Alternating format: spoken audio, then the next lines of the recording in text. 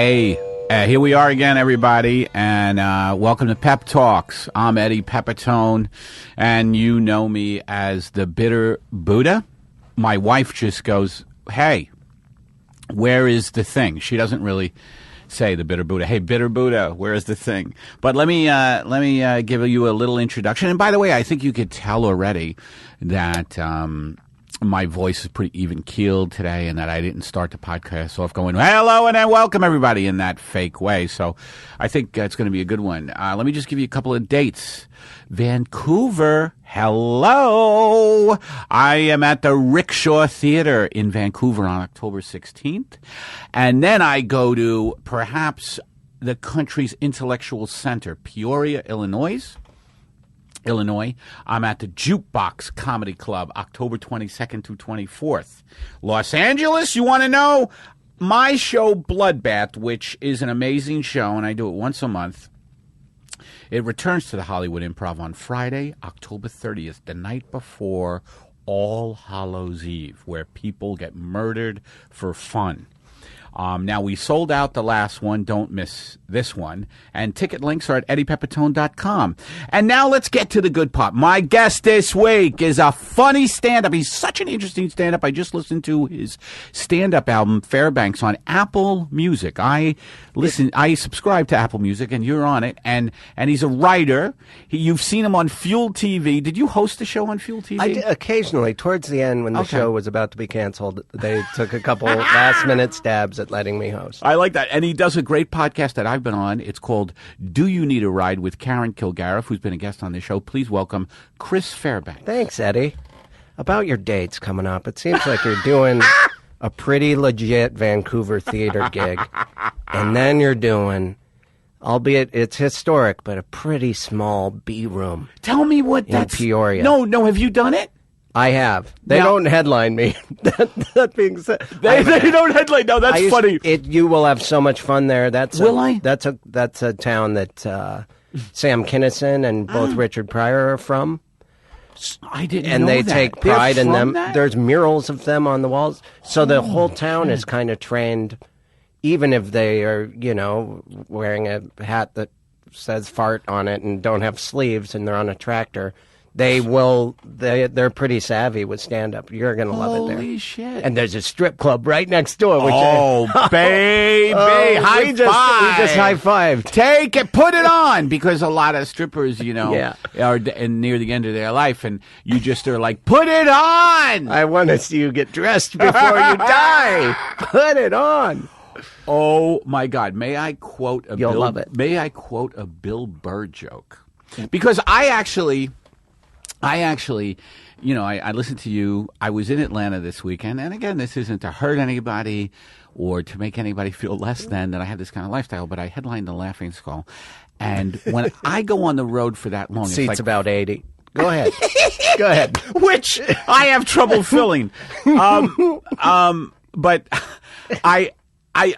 when I do stand-up, now, do you go and do stand-up on weekends and shit? Do you do that stuff? Yeah. It's an amazing learning experience. Like, I've come to it late where I headline and where I go on these trips, and I'm like, it's all about, Eddie Pepitone's headlining. And so these, and hour-long sets in front of crowds, to me, are just, they can be so frightening. I've gotten used to them. I've now done it for about 4 years running. But holy shit, I'm like right now I'm exhausted, and I'm loving the fact that I'm going to Orlando for a comedy festival and Vancouver. They're one show, just one fucking show, right? An hour, and I'm gone. Yeah. And what I love about that is that the club thing can be such a fucking grind. I haven't done that for a while. I did that more when I was featuring for people, and I just did feature work. Featuring is about 25. So easy. That's, by the way, that's perfect. Yeah. The 25-minute set, it's perfect. I wish I could feature for the money I get for headlining. Yeah. And then my life would be good. I think everyone would like that. It's less I'm not work. saying I'm a maverick in that thought. But there are so many flaws with the club thing, just doing those 5 to 6 shows. I haven't been doing much of that. I'm just trying to get these places where you have And that's great that you're at the point where you're just, people are like, hey, Eddie's in town. Well, yeah. Let's back up a little bit. It's building a little bit, but it's hard. I've watched it build, and I know exactly where your career's at, and it's doing great. It is. Are you an optimistic guy? I feel like you are, because you seem happy, because like I always look at the glass half empty, because I'm always like, shit. Instead of thinking, oh, my career is building, I'm like, this is me. I'm like, fuck, I only have a certain window here for it to build well. Because that's true. Yeah? Yeah. So it's okay. You're being realistic. Yeah, I guess so. And if we, like my best friends that, like I hang out with Henry Phillips a lot. Oh, you do? Most negative. All we do is complain. Is that right? I laugh so hard. Yeah, but you laugh about it. He's not joking. Yeah, he's like, that's fucking, you know who else I hate? And I'm laughing. We have so much fun. It's such a positive experience being negative. Henry Phillips, those of you who don't know him, such a funny comedian. He's got the voice of a guy who's been coal mining for 75 years, meaning he's got that gravelly... I don't know. I guess I've been coal mining for about, 17 years. What the fuck? But, you're going to like it in Peoria. Such a funny guy, but I want to get back to the Bill Burr joke. What I was doing was I was listening to a bunch of stand-ups, because I had just come off a show. It was a Saturday Night Late Show at the Laughing Skull, and there were a bunch of frat boys there. And they were just talking, and I had to fucking discipline them. And I am the worst. I am the worst crowd work comedian when they're fucking being assholes. Because what I do is I just go, shut the fuck up, you stupid fucks. I want to do my comedy. And, it turns the rest of the audience a little against me, because I've been so brutal to these assholes. Yeah. You know what I mean? Even though they're on your side, the rest of the audience will turn on you once you show your anger. Or they'll be like, this is tense. Yeah. And it takes a while to dig out of that hole. So I went home that night, and it was the Late Show. It was the only show. I did 6 shows, and that was the show that had like a little bit of like, Eddie, you need to, like, I always like not attack myself after the show, but I'm like, I get very like thoughtful about stand up, and I'm like, well, if you're going to keep doing this, you got to learn how to deal with these people in a manner that doesn't make people, hate you, and also you kind of diffuse it, blah, blah, blah. Yeah. And so I went home and I just listened to all these stand-ups. I usually never listen to other people's stuff. I don't know why that is. I think partly I don't want to hear how good they are. Like, part of me is afraid that they're going to be way better than me. And then part of me is like first I'm scared that they're going to be way better than me. And then I'm going to be scared that I'm going to get angry. And I don't know what it is, but, I avoided it sometimes because I didn't want to be. I'm easily influenced. Like, I know when I hang out with a comic for a while, by the end of the week, I'm like doing an impression of them. Yeah. Which is why you're scared you might take some of their stuff, too. Or just, not so much that. You can usually keep track of that, although I have done that. And I'm like, God, that seemed familiar. Well, maybe because I thought of it in a past life. And then so it's like, you're doing one of your best friend's premises there. Oh, well, that's maybe why. But also, just, because you have a unique voice, and would it not be as unique if you were listening to all these other stand-ups? Well, I think to sound more like Jen Kirkman or something. I do want to hear her special. It's good. I know, everybody has told me. She doesn't like me in real life. She doesn't in real life. Comedy is a fake land, a fake world, a fake landscape of well, on stage is a strange. She's great. It's a strange her new special. Yeah, everybody says that. But anyway, I was listening to one of the comedians. I listened to you. I listened to Burr. I listened to. Yeah, we're on the same level. No, but that's an interesting thing, man, because you just said it too. Everybody has their own fucking voice, and it's just fucking finding it. And really, now Bill really, though, he really has his voice. And the fucking special I listened to was from 2010, and it was called Let Go. Mm-hmm. And anyway, one of the things in it was so fucking funny. we were talking about strippers. Me and you were just saying there's a strip club next to the jukebox, and it just triggered that Spur joke. He said, I go over to my friend's place, and he's got this annoying kid, and it's one of these fucking kids who's, the parents love him because, my Johnny is so fucking smart, and Johnny, we're at dinner, and Johnny starts telling me facts about Jupiter. Oh, do you know Jupiter's got 10 fucking moons? All this bullshit, and the parents are like, oh, isn't he smart? And I wanted to say to Johnny, I saw a stripper quit in the middle of her set. What the fuck do you have to tell me? There was something about that, like relating that to any knowledge. Like, come on, what are you going to tell me about the universe? Yeah. The wonders of the universe when I've seen a stripper quit in the middle of her set. It was so fucking funny. I've seen that special and I don't remember you've that seen joke. it? You heard it. I thought you were going to bring up because the frat boys in Atlanta. Mm-hmm. There's an added element there because they could also turn on you in their young, agile, probably feed you the boots after the show. Oh my God! Now that is very true. 18-year-old kids. Except and that is true too. That I've reached a point physically, like I've gotten older, and I actually know this is funny because I've always been kind of like this New York aggressive guy. And I still am like my hackles go up when I feel threatened in the street or whatever. It's just a reaction. Sure. And I often in my head, never in reality, but in my head, I'm fighting people all the fucking time physically. But now I realize I don't think I do very well in fights. I do. Here's what I do. This looks like a pen in my pocket. It is a pen. It isn't. It's pepper spray. Oh, the top fell off. Oh, shit. Well, now it's going to go off. I'm just saying. Anyway, what else is going on? I can't believe I sprayed it. It just said a test test. But I keep doing the yeah. So anyway. You have a little pepper spray. I always have. By the way, welcome to men who have pepper spray. And it's the most emasculating thing I've ever done for myself. I feel free. I also have been crying more.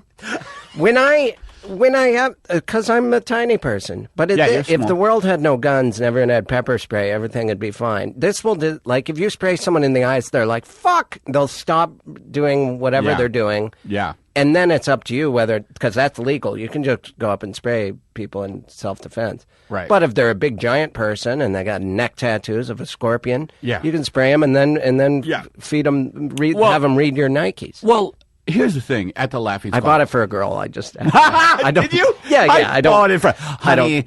That is a romantic gift, by the way. Well, honey, I just thought you might need this against says, me. I'm going to get you, and it looks like a pen. Well, you know what? That sounds great. Maybe I can take down your number. You are going to get me, huh? Can I just take down your number? Wait a minute. This is not going off. I know I would have so many problems with that. It's just a trick pen. I was going to spray you with ink. It's like a squirting flower. I thought I'd cheer you up. I was just going to say that I think what would work better would be like a squirting flower or a hand buzzer. The hand buzzer. Just shake my hand if you're so. Would you like a stick of gum? Snap! Ha! Gotcha! Here, let me light the cigar for you. Boom! Well, now you're mad and still have a gun. Welcome to the Clown School of Defense. I am Chuckles. Now, it's hard to kick people in the ass with floppy feet, but what I want to show you is the steel-toed floppy foot. It's going to be hard to wear if you're in a car with, say, 12 to 20 friends. By the way, that is a complete myth.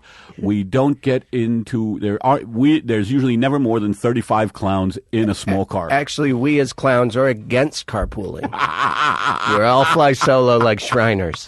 We all have stock in Dutch Shell. They got out of the Arctic, by the way. Most clowns, if you get them to stop making balloon animals and honking their nose, will talk about their involvement with Halliburton. Kids, by the way, if you have a little extra dough, invest it in Halliburton because Iraq Iraq ain't going away, and neither is Afghanistan, and there's got to be people supplying those people in its Halliburton. You know what? And it's just a matter of finding those weapons of mass construction. Whoa, do you like poodles? And kids, I'm here to tell you that Raytheon is also gonna be good as far as getting in on the blue chip stock lately, because they make the airplanes that make the drones, and drones make the weddings go away in Afghanistan. If we could just be neocon clowns. Neocon clowns. I love it. I love that. Neocon clowns. Let's just do I it. already see that viral video. Neocon clowns. I love it. Hey, kids. Hi! Lockheed Martin stock is going up, kids, and I'll tell you why, because Syria's never going to get stable! Hey, look, I just made a balloon baby, a human baby. Whoops, it popped. That's what an abortion is. Neocon clowns will be back after this. You have Dick Cheney as one of the one of the guys. Look, we have neoclown This is Cheney. This is my impression of Cheney. Look, we have neoclown cons coming on today at 3 o'clock here at the Neocon Network of Podcasting. They're very funny. There's my exact type of humor that I enjoy.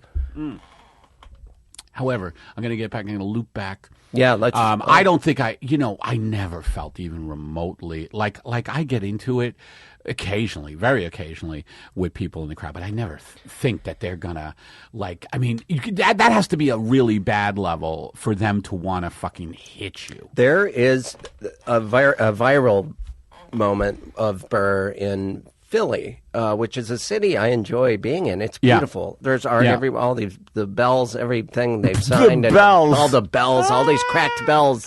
That's what I like about you, by the way, listening to your special, is you have this ability, like you'll go, Philly, the bells. Like you're very, it's like surreal. Like would you describe it as like what you do? It's like you kind of this is what I really like about you, and what we have in common is like you just like to free associate. Like you just like to talk and free associate. We're and like go jazz people. Yeah. Daddy-o. No, but you like to do that. I do like to do and that. that's, to me, when it's the most fun, when I'm doing quote-unquote stand-up, when jazzing around, like riffing around, like letting my thoughts go where they go and let people come on that ride. Mm-hmm.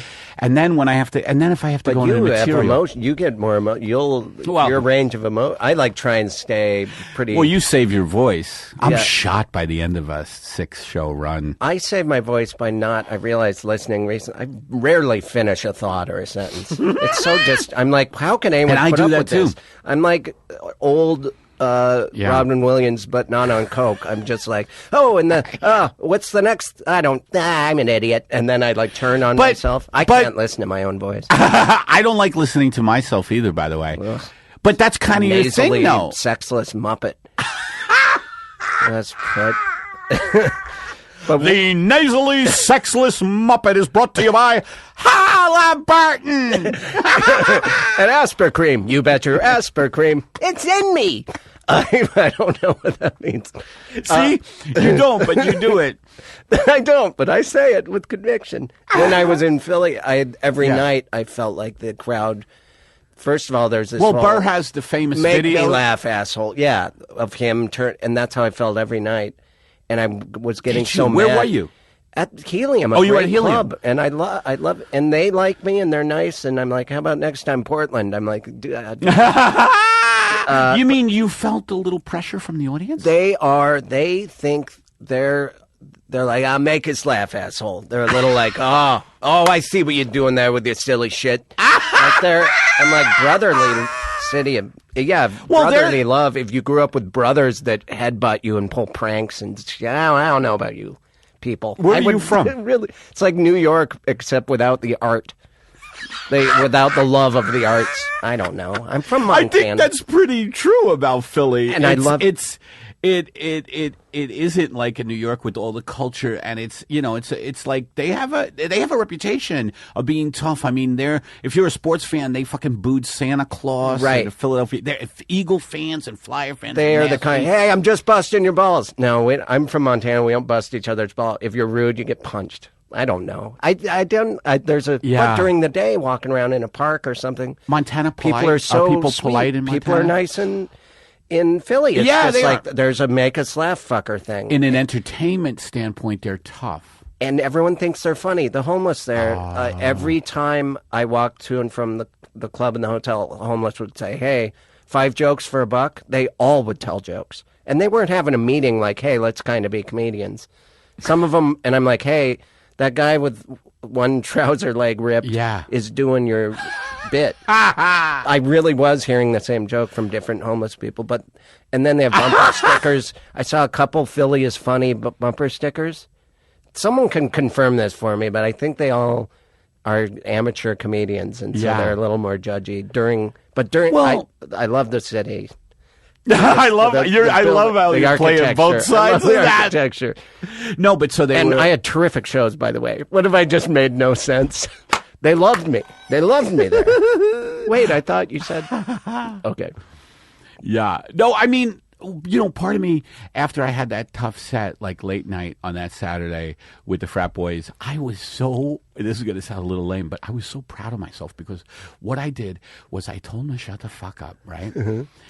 I didn't pander to them because what I feel like that crowd wants, and I don't do it, is like fat jokes and pussy jokes, or that kind of like lowest common denominator stuff, and I just don't do it. Not that I'm above it, because I'll fucking do whatever I think is funny in the moment, but like I have a certain like game plan going into a set, and it's like I was really, for some reason, I've gotten very political, and for some reason that weekend, and I was really into talking about how, because I'm reading shit about this, and whenever I'm reading shit that gets me going, like I'm reading shit about how we spend about 60% of our 60% of our money, on the military. Are you reading on the military? Freakonomics? Are you? No, not Freakonomics. I'm reading a guy named. That book horrified me, but I'm reading a guy named Chris Hedges, who's a political writer. He's a Pulitzer Prize winner for the New York Times, and then he got fired for speaking out against the Iraq War. And he's this guy who, to me, is one of the biggest truth tellers there is. And he points out that 60% of instead of those resources going to education, healthcare, blah blah blah, jobs, right? It's going toward war and helicopters and drones. And so I'm pissed. So I'm legitimately getting pissed when I read this. So I bring it to the club. Yeah. And I want to talk about it.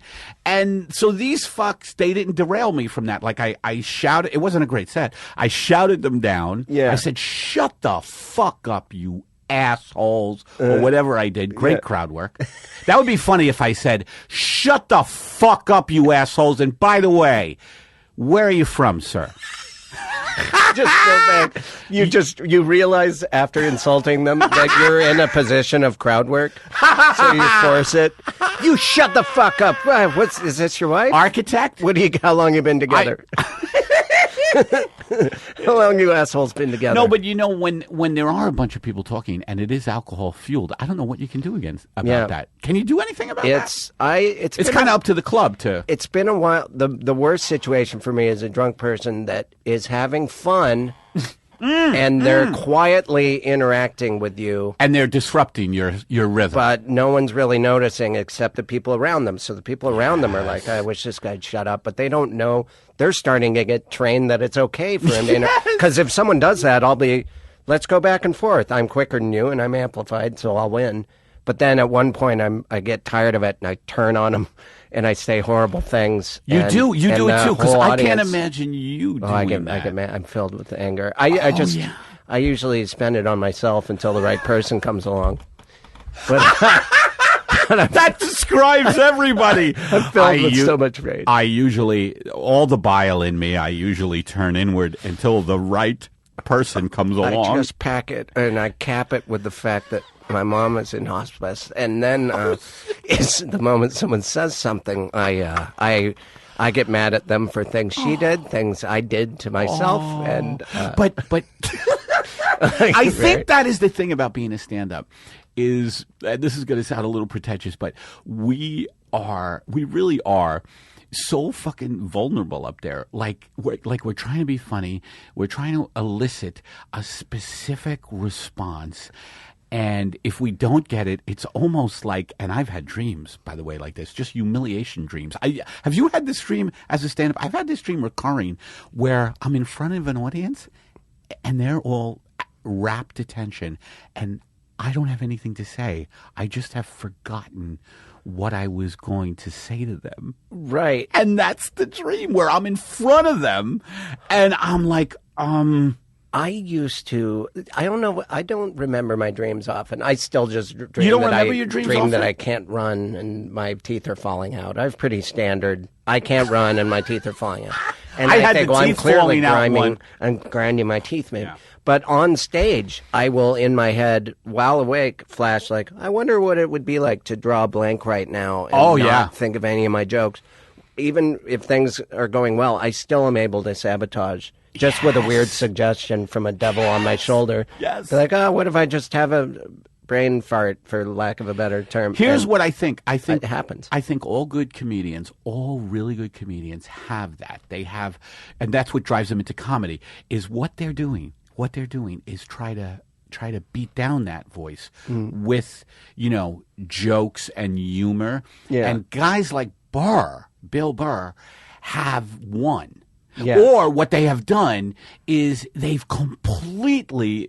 What I was so impressed with Bill, like listening to that special, like I haven't listened like to an hour of like that of him for like I don't know forever, and it's like he takes all his demons, like that demon, and puts it into the act, like has the courage to put it into the act, and say things that a lot of people may think are inappropriate. I am just starting, like the album you listen to. I don't think anything in there is about me. Maybe my stances on circumcision or so. There's little moments where I actually do care about this. I could see like flashes of you talking about your family and your father. What did you say about your father? I forget. It was early in the set. Religion, or he said. No one crucified Jesus. He was just a really clumsy carpenter. No, That's a dad joke. Yeah. I forget. It was like an aside, but I could tell there was something deeper in it. I wish I could remember. Oh, it was such a funny joke, actually.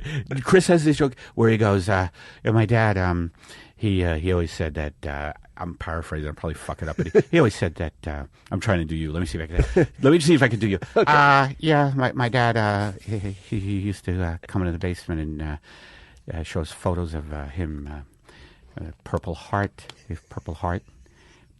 having a purple heart in the army, but it just turned out to be a picture of him squeezing his balls. I thought that was one of the funniest fucking things. Like that's a really dark fucking weird. And weird. Yeah. People, that alienates so many crowds. I like the way you still do it. You just fixed it. People used to. It's like, yeah, it should be that short. How do you do it? The version I do takes 3 minutes, and you just did all the highlights, paraphrased it. People used to complain back when I was on Comedy Central, late 90s, they used to like take these premium blend shows, kids. It's an old show. Yes. I think this went off. Do you feel pepper sprayed? I'm sorry. Are you being serious? I'm sorry, but yeah, I feel like I pepper sprayed myself. It's just slowly seeping out.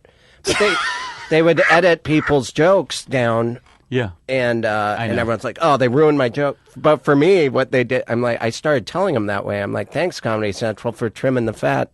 The point that's what you just did. I'm gonna, because I don't have. It'd be funny. Your feature sets though turn out to be like you're supposed to do 20, but you do 5. Like you've whittled it down. That's it for me. I guess with that one though, it is dramatically. It sounds like I'm going to talk about him regaling this old army memory, but it just turns into a dumb dick joke. But I'm doing less of that. It was a good dick joke, though. When I tell dick jokes now, they're about my dick. You know what I mean? Yeah. By the way, let me ask you this. Let me ask you this. Do you feel like, because and this is the thing about having a set like the one I had like late night, is that I feel like, oh shit, man. I don't know if I should be so serious. Like, I think I'm suffering lately, maybe my whole life, but I'm conscious of it now, that I want to make want to do serious stuff with stand-up and talk about serious things.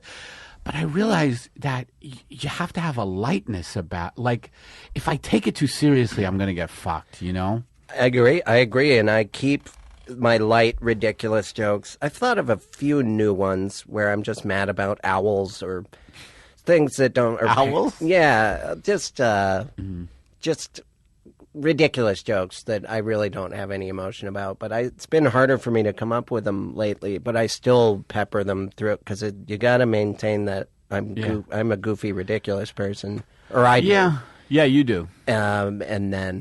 but I like to be like the angry, like I want to be, you know, and I am like the angry guy, but he's silly too. Like he's really silly. Like I want to use my anger to fuel. Like I want the message to be that I'm ridiculously angry. Well, you do that. Yeah. Yeah, I do. I can tell you're angry, but angry.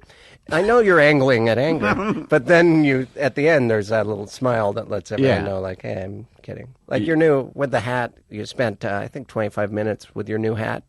That special is so good. And in Ruins? Yeah, it's really great. Thank you. But you yell and get mad, and they know. They're all on board. Yeah. They know you're not really angry. But like that's one of the ways I have like keyed into comedy is through vocal and emotion. I admire the guys who like can just do one-liners and like do a whole set of basically kind of like even keel. Like I have to really throw myself into it to want to be in front of people. It's been a while since I've seen a comic like that because I like that kind of comedy too. But for a full hour to maintain and like once you go on the road, because that was my goal. I'll be like, I'll have, like even pre-Twitter, I'm like wanted Twitter type jokes, short, Hedbergy type jokes, and it's so hard to pull off. For a long time.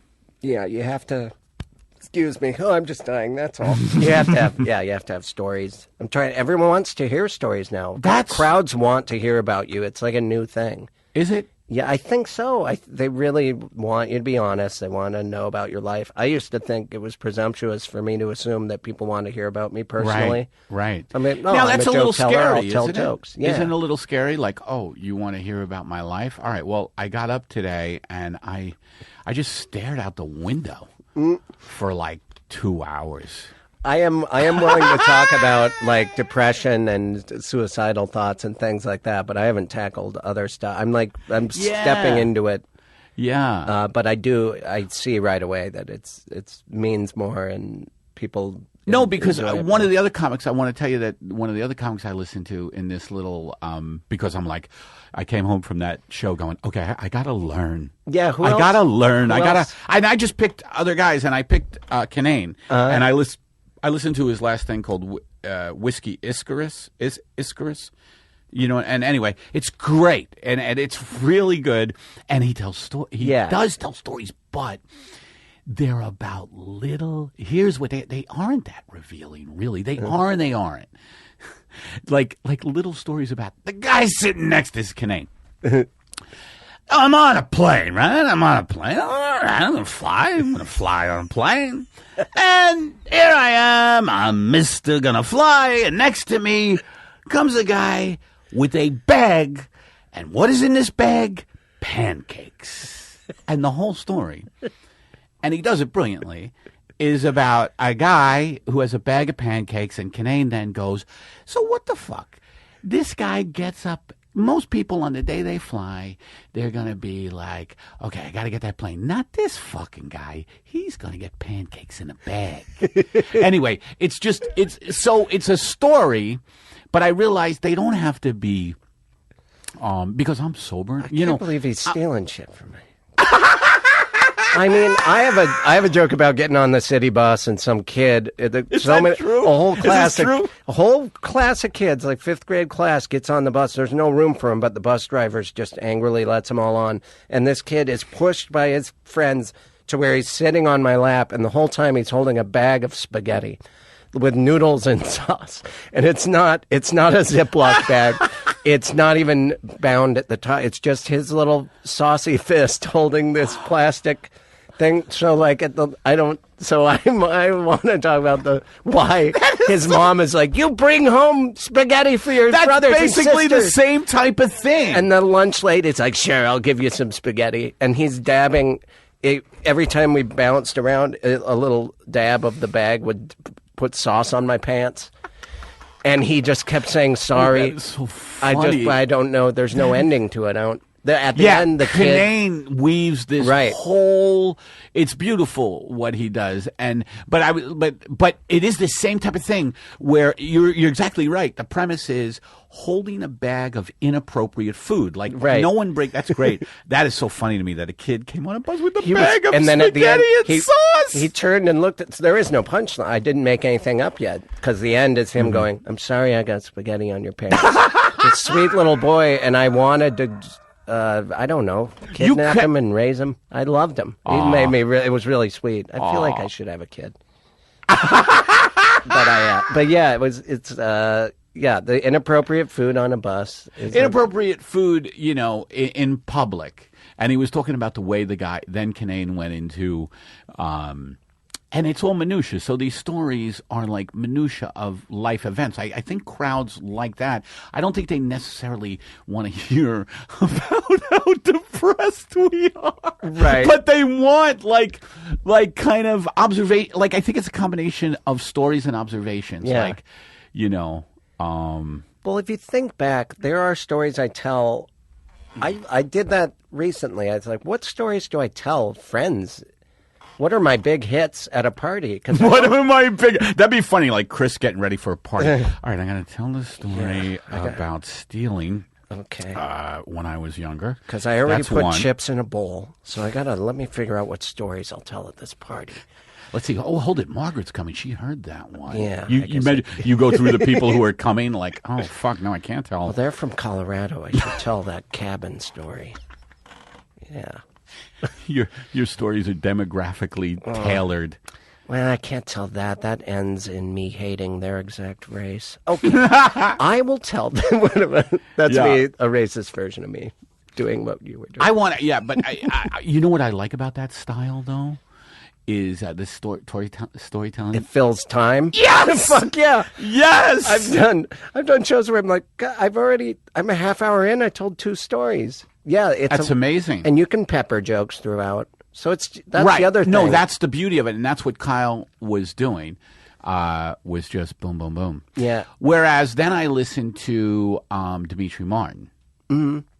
And he is kind of like one-liner, one-liner, one-liner, one-liner. I didn't listen to the whole hour, but it was just like boom, boom, boom, boom, boom, boom, boom.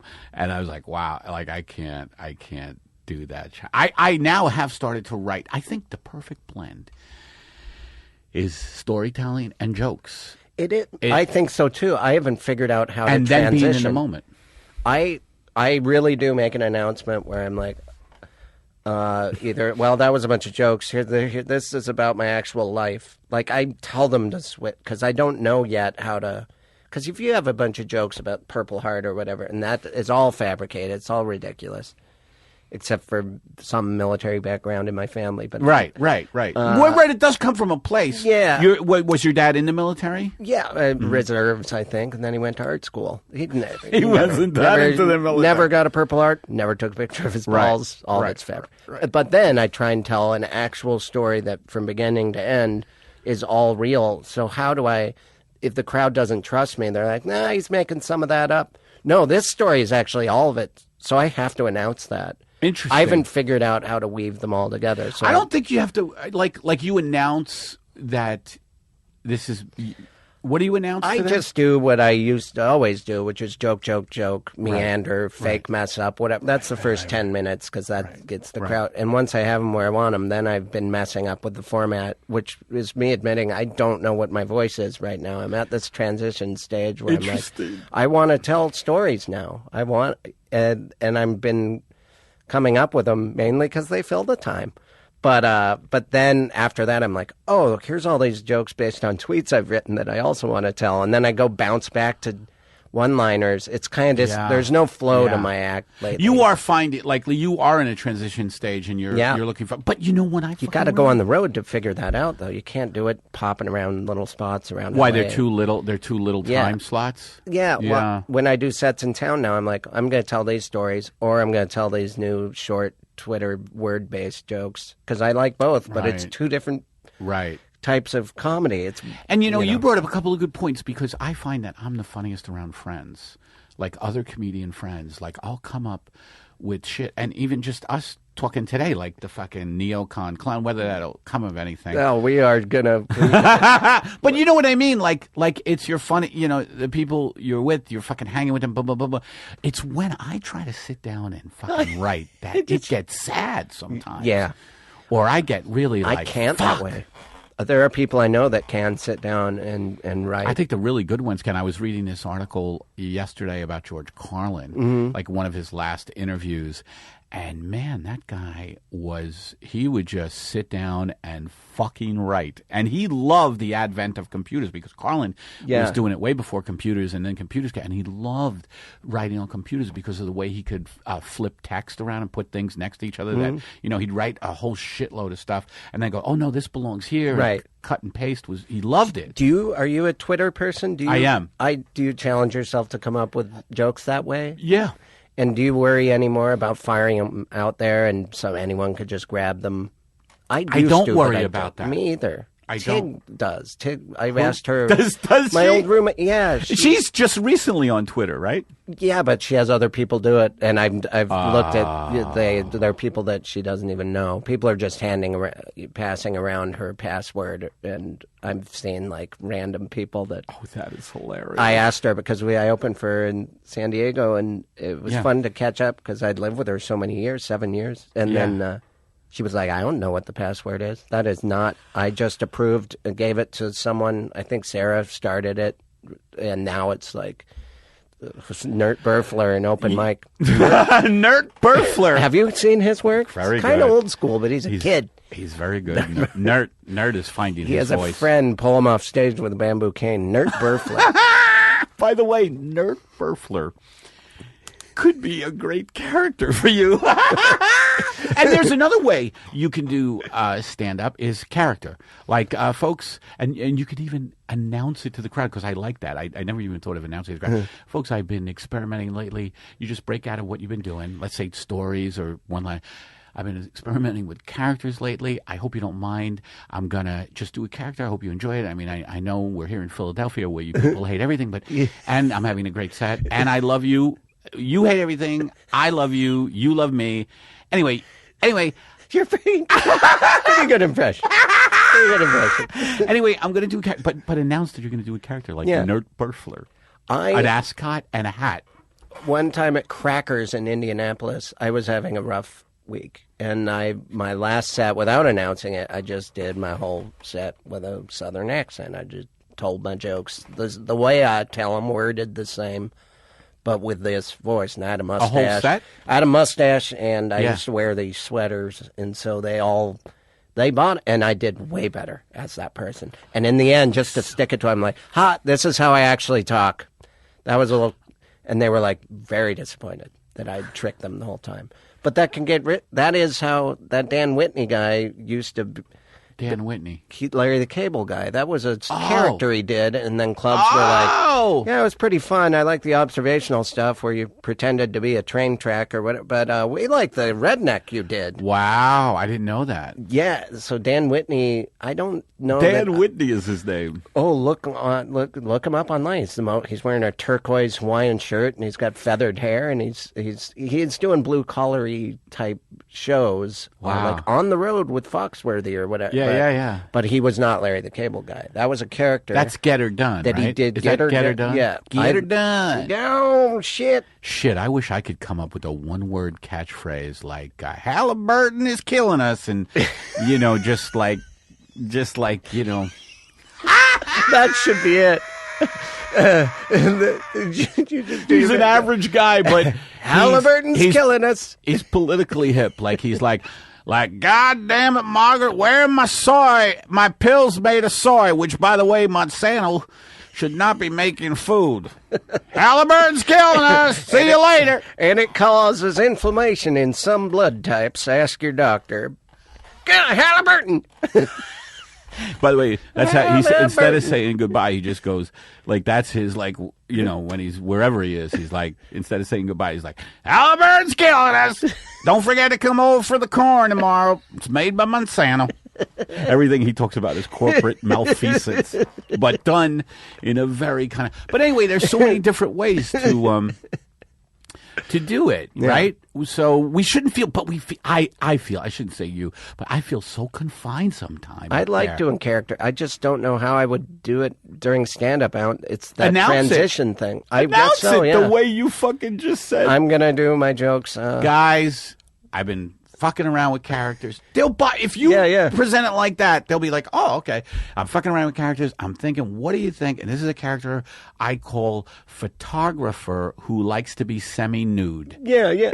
Well, then I think I'm ripping off T.J. Miller or someone else I've seen act out. So I feel like when it's a character thing, I'm like, people have done this.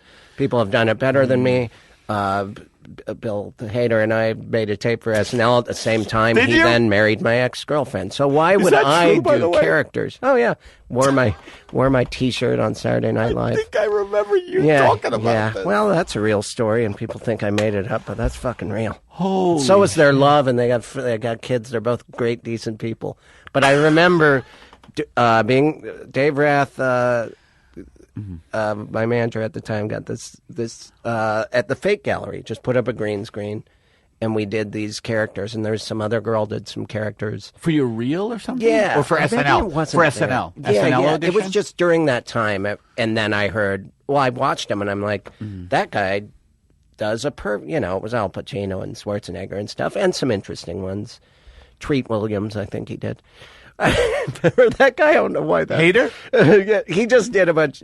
But I'm like, that's what people do on SNL. What am I doing? Stand up and then danced around like Ellen DeGeneres for a minute.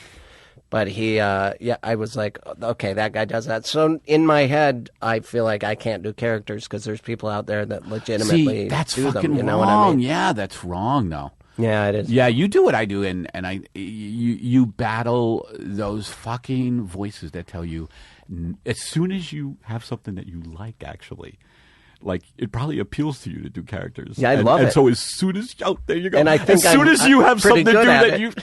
I think I'm pretty good at it. Case closed. As soon as you fucking have something you like, it's like, no. You don't get to do that, Chris. No. I have to create an obstacle for myself. I don't know. Dark things. I don't have a lot of memory. Oh, yeah. What was it like growing up in Montana? Now, by the way, we have about maybe 10 minutes, and I'm about to ask you, what was it like growing up in Montana? Well, it can be, because I don't have any complaints. It was, in retrospect, I'm really thankful that I grew up there, and I've been going back a lot. Yeah? It's beautiful. Your family's still there? Yeah, my dad's still there. My sister and mom are in Spokane, but it's close. Right. It's Washington. The part of Montana I'm from is just the western edge, all mountains. Wow. And it's beautiful country? It's beautiful. It's undeniably. I go back, and it's the town I grew up in, went to college in, and I'm like, this place. What town? Is gorgeous. Missoula. I've been to Missoula. Yeah, it is very pretty. Yeah, it would be funny if in your head you're like, wasn't that great? The crowd certainly sucked, I'll tell you that. No, I just, Todd Barry and I did shows there a couple weeks ago, and they were great. And I was like, I better tell some dick jokes. These guys don't watch a lot of stand-up, so I should be. And they're like, we prefer you to be smart. And they were the most savvy, and they never get stand-up there. But they were fans of Todd Barry, so they've done their research on, the Apple Music. And the iTunes. But they were great. It was great, and it was beautiful. It's funny growing up there, though. I just wanted to live here. I was born here, and so I just wanted to move to California and be a surfer, skater guy.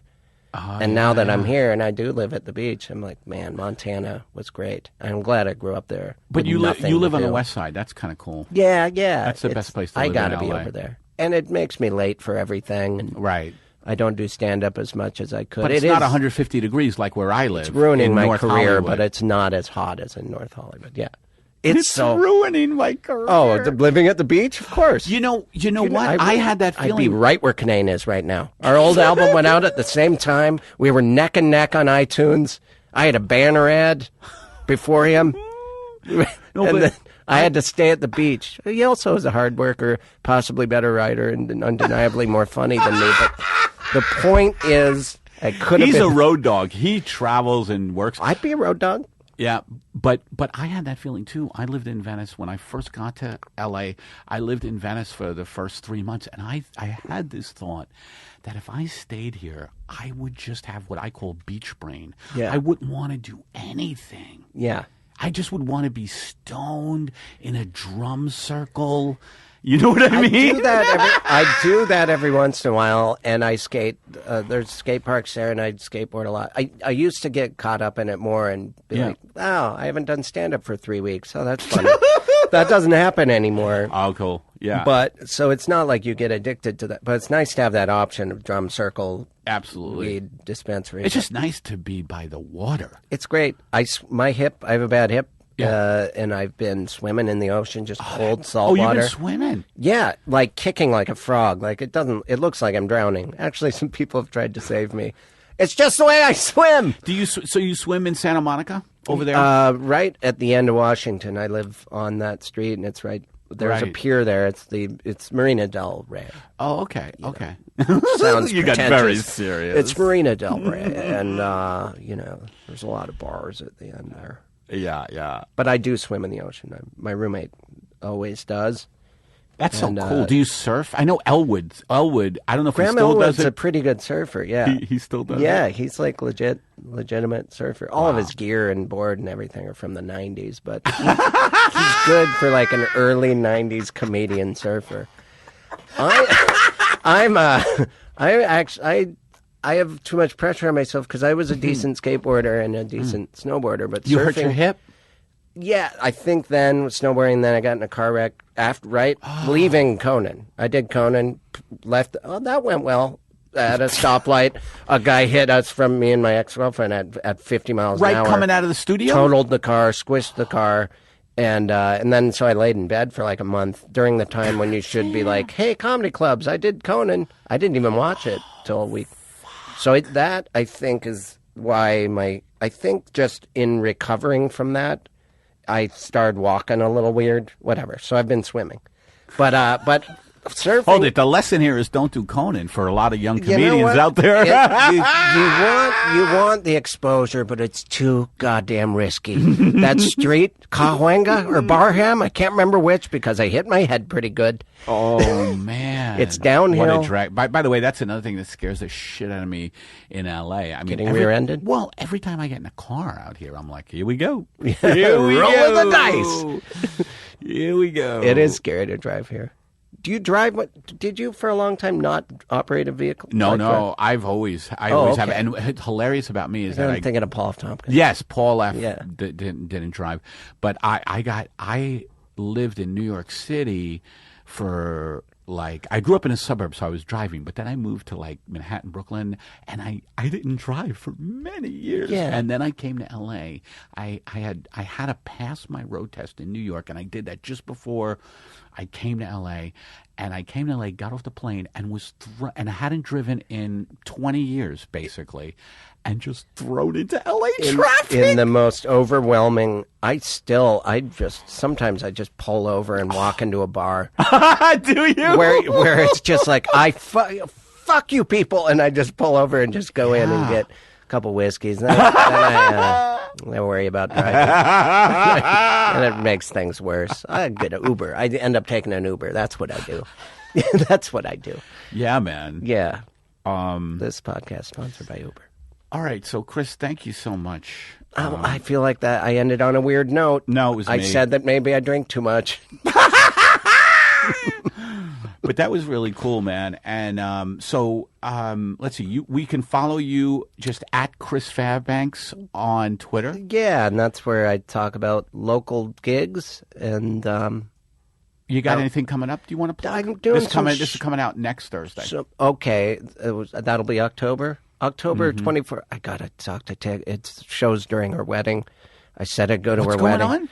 You didn't hold it. She said, "Are you coming to my wedding? You have an RSVP." I'm like, "Of course I'm going to your wedding." I have these shows in Denver. Shit. And they've already sold tickets. They've promoted it. I don't. And I want to do it. Tig's wedding. And I want to do it. Yeah. And I'm not someone that's in her position where I'm like, "Oh, I'll reschedule it. Just have me back." I'm like, "Oh boy, I get it." Yeah. Anyway, from So you don't on the so you 24th, I'm doing Three Kings Tavern in Denver and some other nice. gigs like the. I got to talk to Tig. Well, I think I just announced. She'll maybe listen. I got to call her. It'd be so funny It's been if on my there's mind. people in Denver who's like who are like just following it, going, "What's the progress on Fairbanks and the Tig wedding?" Like they haven't bought. They're waiting to buy tickets. I must have misheard him on the Peptalks podcast. I thought I was coming to a wedding. And don't forget to listen to Chris and Karen Kilgari's podcast, Do You Need a Ride? And you're part of the All Things Comedy Network. Yeah. Yes. And I'm going to, I think we should record in here with car sounds in the background. That's a good idea. That would be fucking hilarious. Be easier. And don't forget to rate this podcast, Pep Talks on iTunes. Give it 5 stars, will you? Yeah. Let me know what you think of the show. Email me at epepitone, EPEPITONE at sbcglobal.net. Remember, they're made by Halliburton. Thanks, and we'll be back next week. See you then. Halliburton's killing us.